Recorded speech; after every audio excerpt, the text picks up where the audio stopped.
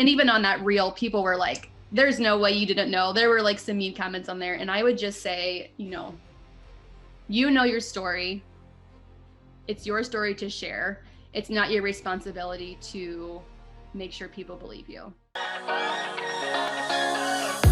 Hey everyone, thanks for tuning into this episode of Mom Talks with Christa. I'm so excited for today's guest. We have Vanessa here, and I actually first saw her video on Reels on Instagram talking about how she found out she was pregnant with her son, and it was a complete surprise. And I know she went to the hospital with back pain with her husband and delivered a baby, I think, later that day. So we're going to get into that story and dive right in. So thanks for coming on, Vanessa. Yeah, I'm excited. This is like one of my favorite stories to tell, but it doesn't really come up very often. And so I'm excited when people are like, I want to hear about it. So I'm excited to be here. Yeah, and your video went viral because I'm sure so many people were like, wait, what? How? And like wanting to know so many details. It did, which was very strange because before the video, I don't know, not that followers count, but I only had like, I don't know, maybe 1,000. And then all of a sudden I wake up one morning and I have thousands of notifications, and I was like, what is going on? Because I had posted that reel a couple weeks ago and I was like, whatever. It only had a couple of views, and then I was like, oh my gosh, it's like over 1 million. And I told Landon, who's now 8, he's like, I went viral. He's so excited. So it's been fun. Oh, that's awesome. Yeah. So for anyone that doesn't know, first tell us a little bit about you and who you are, and then we'll kind of get into the story. Yeah. So my name is Vanessa. I have 3 boys. Landon is 8. Torin, he's actually going to be 6 in like 2 weeks. And then Quinn will be 2 in November. So I'm a boy mom. I live in Ohio. My husband is a pastor and a football coach, and we just kind of live the rural life. We live literally in the middle of nowhere. So lots of cornfields, and it's great. We love it. Awesome. Very cool. So let's kind of start from the beginning. I'll kind of just let you take the stage and kind of share what happened. I watched your highlights, a reel on your Instagram too, to kind of like see everything. So I had so many questions too when I first saw it. I was like, oh my gosh. So I'll kind of just let you take the stage and just kind of tell the story. So there's a couple things that you have to understand for the story to make a little bit of sense. So my husband and I, we met in college. We got married in between the summer of our junior and senior year. We went to school in Ohio. So we graduated that following May. And then we decided that we were going to move to California. So Tyler was going to seminary out there. And he gave me a couple different seminary options. And he's like, where do you want to go? You know, we have no responsibility, no real reason to stick around. And so where do you want to go? And I was like, let's go to California. Like, why not? And so we pack up a U-Haul, we drive across the country. Our families are still, his family's in Ohio, and my family's in Pennsylvania. And so we go there knowing nobody. We don't have jobs. Like, we did have a place to live, but just starting completely fresh. I did a job for a couple of different families. I was a nanny, and then Tyler was going to school. And so we were just kind of living this life with, like I said, no responsibility. We go to work every day, and we did not have a car while we lived there. So we commuted by bike. So I biked everywhere. We biked to work. We biked to the grocery store. If we wanted to go anywhere, we had to ride our bikes. And so that will come into play later on. And so, yeah, we're just kind of living life, loving it.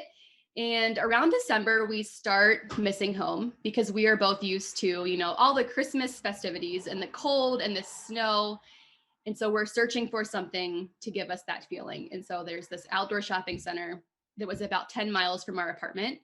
And we're like, let's just bike there. They have some fake snow. It'll be fun. So we bike there. This was December 8th.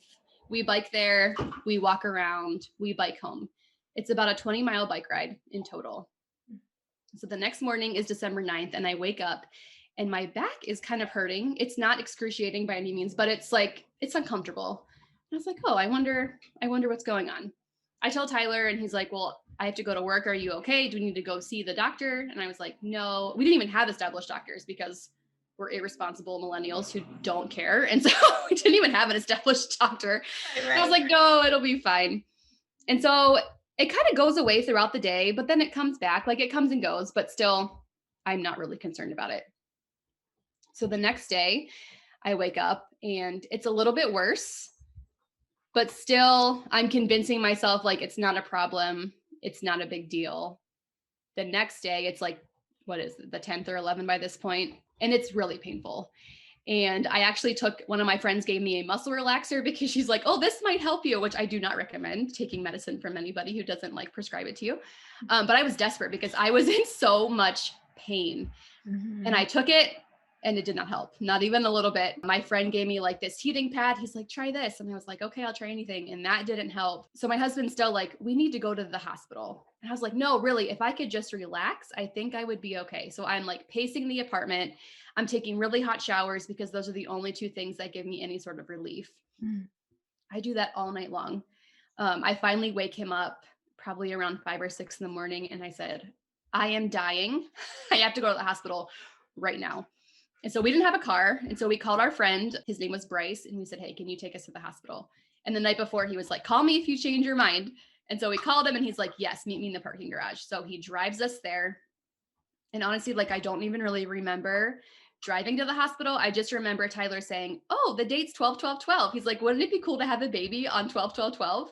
And I was like, not even thinking about anything besides like, my back hurts so bad. Like, please stop talking to me.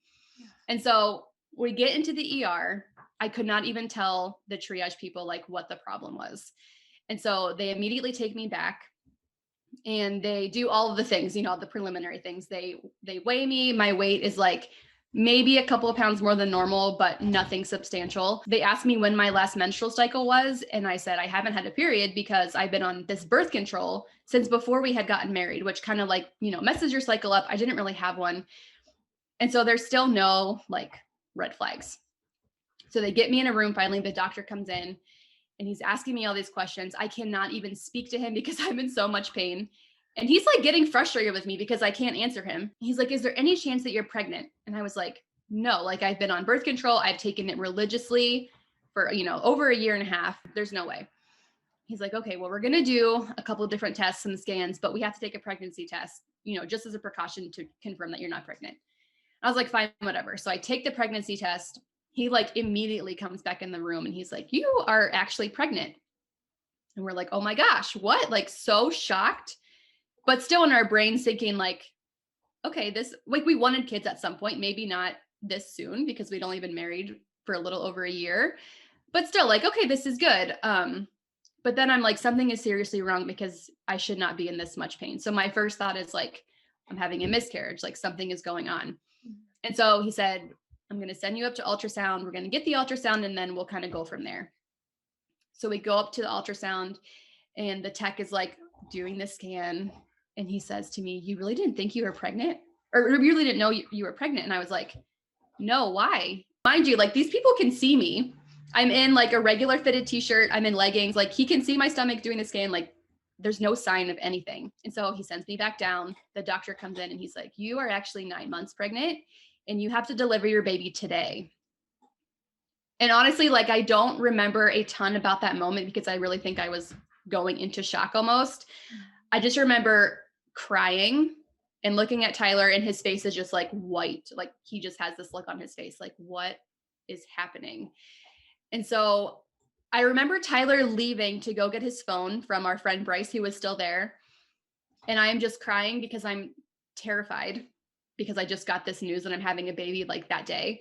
I don't feel mentally prepared to give birth to a baby, like to show up and to be told like, okay, now you have to birth a baby without having any sort of mental preparation for that.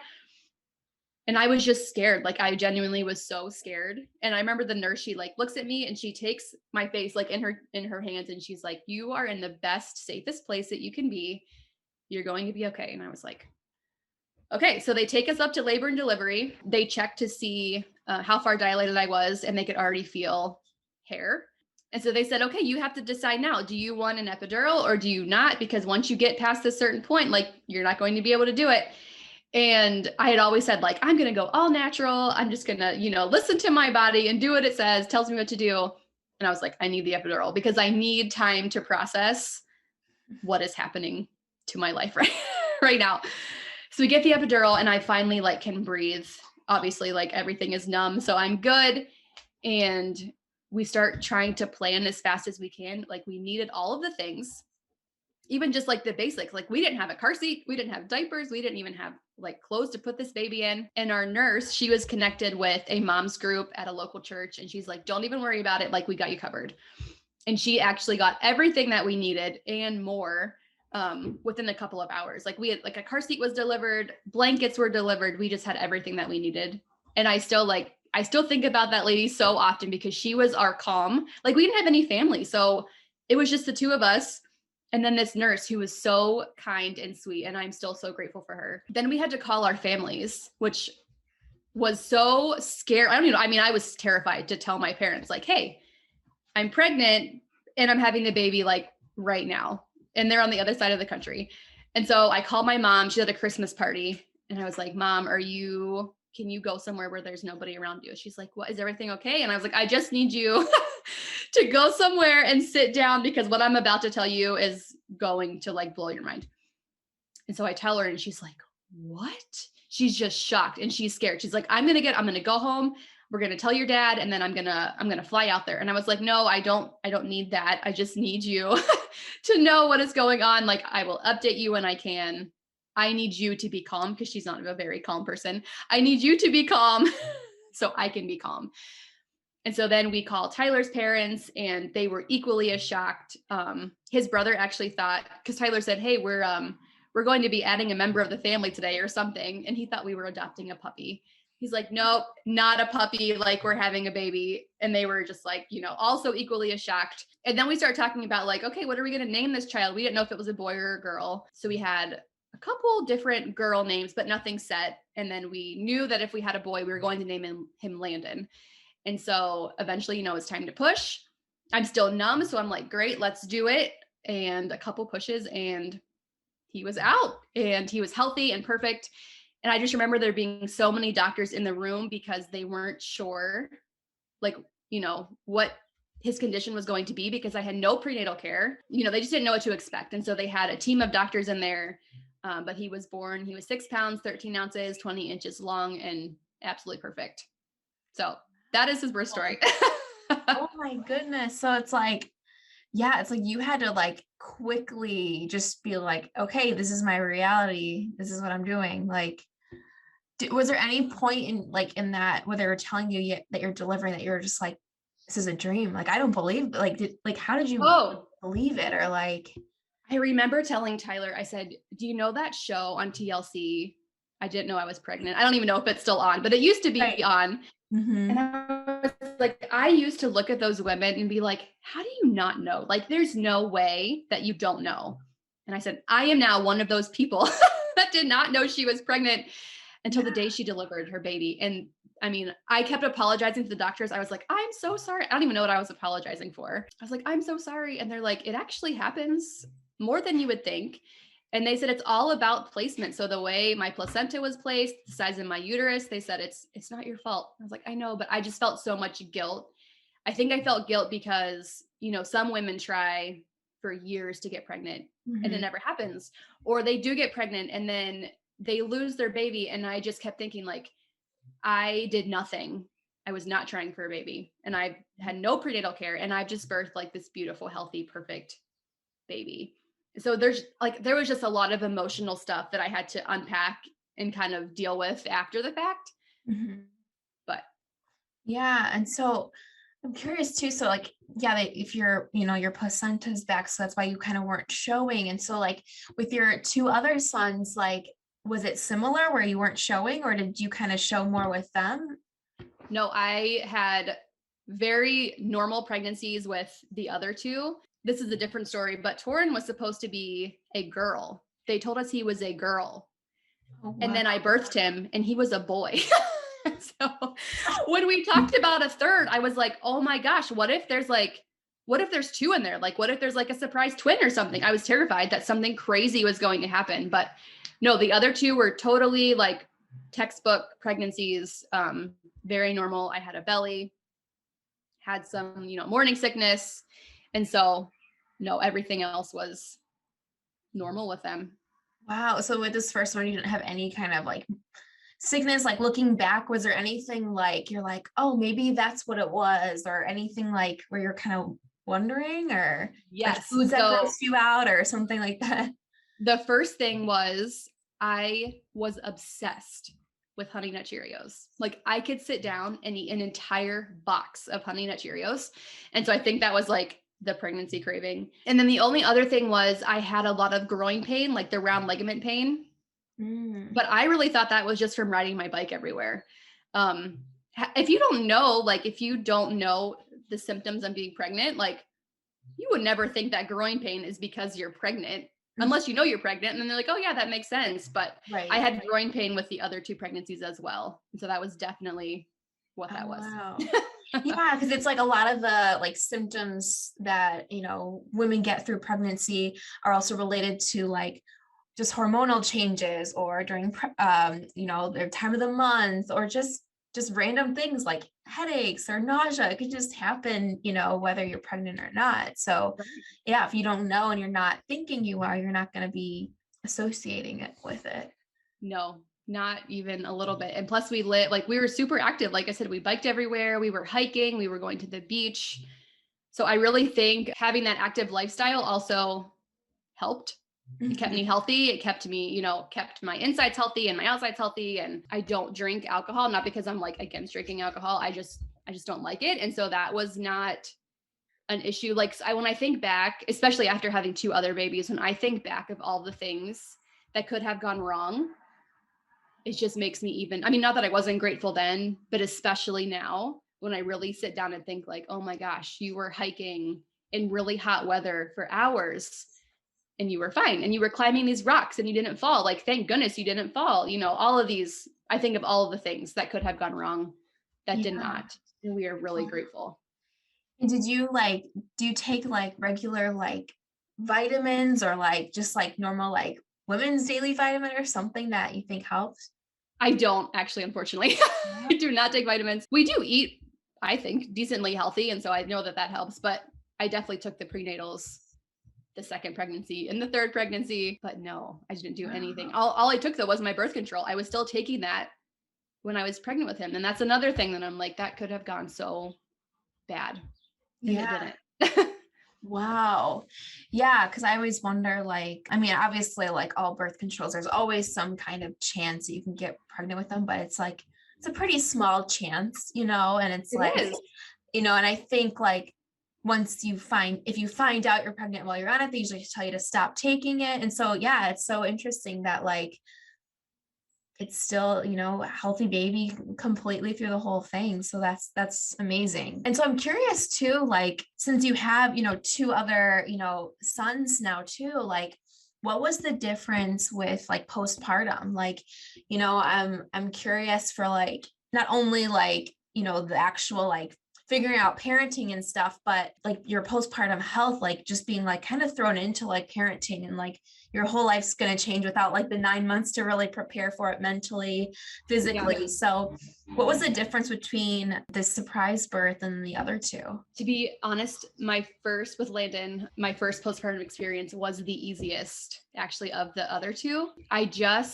Even though I did not know that he even existed, I connected with him so easily. And it just felt like, oh yeah, like you're my son and I'm now your mom. And this is how it is. Like, I don't know. There was just something about him that we just bonded so well. And I think also we lived out in California. We didn't really have a lot of friends out there. We didn't have a lot of distractions. And so I was blessed to be able to just be at home with him.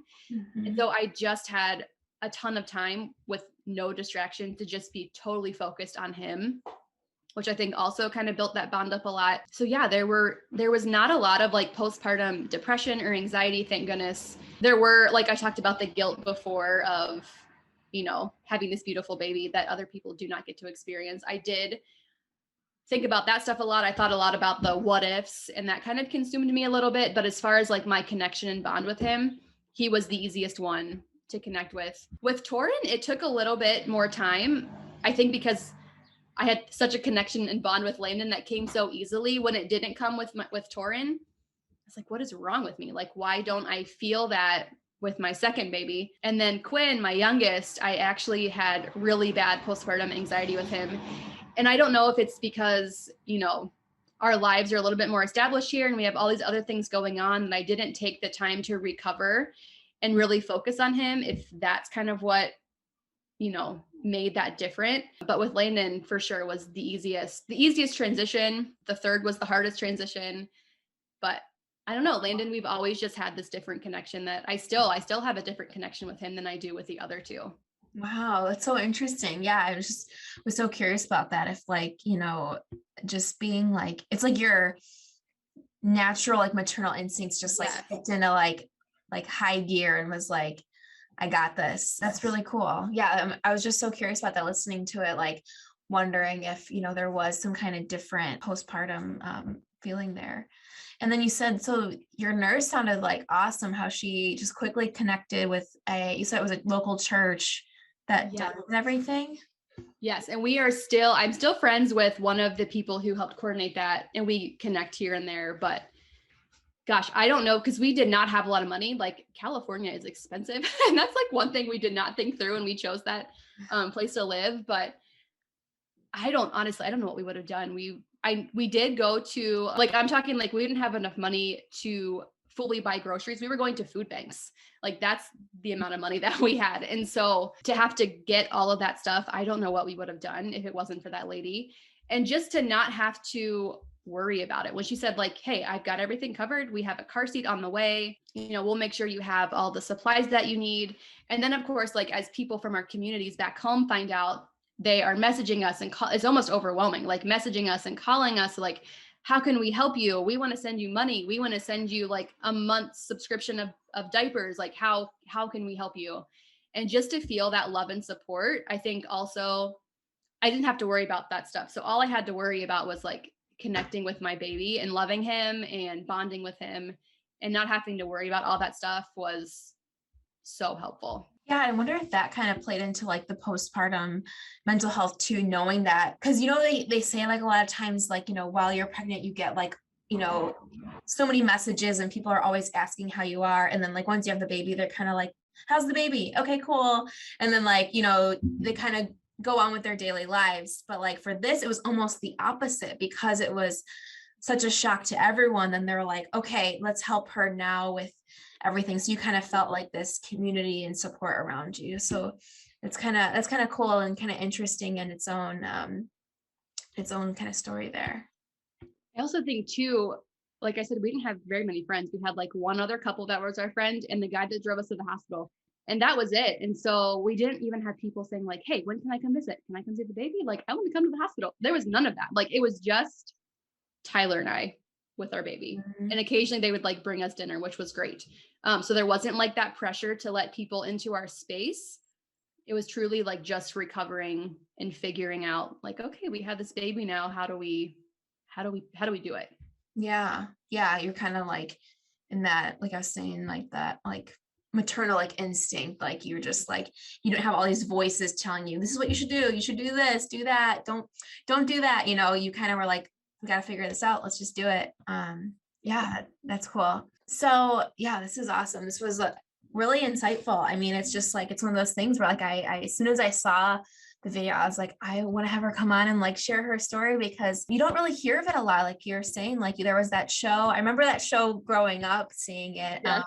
And yeah, it's always like, you never think it's actually going to happen. Like you see it on TV. So you kind of think it's more of like actors or like there's something, right, weird, but yeah, it's so interesting to hear that, how it happened. So I was like, oh my gosh, I gotta find out. So I always like to end these interviews with fun thinking questions, I call them, just to get kind of perspectives of each mom. So if you could have a billboard made today where you could share one tip with moms everywhere, what would you have it say? I would say, I actually was just thinking about this yesterday, because like I said, we have 3 boys and it just gets chaotic. Like they're crazy sometimes. And when I put them to bed, sometimes I think like, oh my gosh, I yelled this many times today, or they frustrated me so much today, or, whatever, like I really need a break. And I would say to every mom, like, you can yell at your kids. You can be frustrated with them. You can need a break, and you're still a good mom. Like the very fact that you worry, like, am I a good mom, means that you're a good mom. And that's something that I have had to learn and remind myself almost daily. Like, you can feel like a terrible mom, but you were given these kids for a reason, and you're the best mom for them, regardless of how you feel. So that's what I would say. I love that.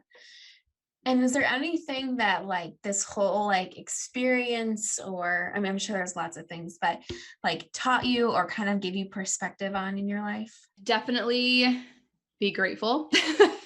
When I think of, like I said, all the things that could have gone wrong with him, we're so grateful that he is the way he is and he's healthy. I would also say, because you're always going to have those people that don't believe you. Mm-hmm. And I actually had a pretty close family member after he was born message me and be like, "You're lying. There's no way that you didn't know you were pregnant. That's why you moved to California." And it really like hurt me, because this was somebody who was close to me. And I kind of said to them, like, why would I lie? Like, I'm not like to get into religious things, but like, we've been married. It's not like this is a baby that, out of wedlock. And even if it was, who cares? Like there was no reason for me to hide this from my family. What would I have gained from doing so? And even on that reel, people were like, "There's no way you didn't know." There were like some mean comments on there. And I would just say, you know your story. It's your story to share. It's not your responsibility to make sure people believe you. Mm-hmm. And I've had to apply that in other ways in my life too. Like, you don't owe anybody an explanation as long as you're being true to yourself. Yeah. That's all you need.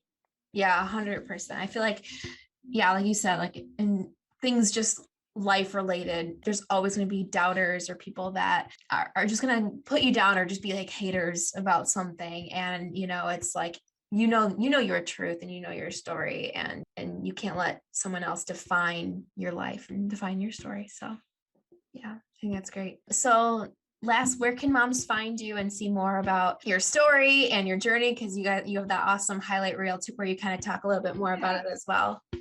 My Instagram handle is just my name, Vanessa _ Kleeburger. And that's awesome. it.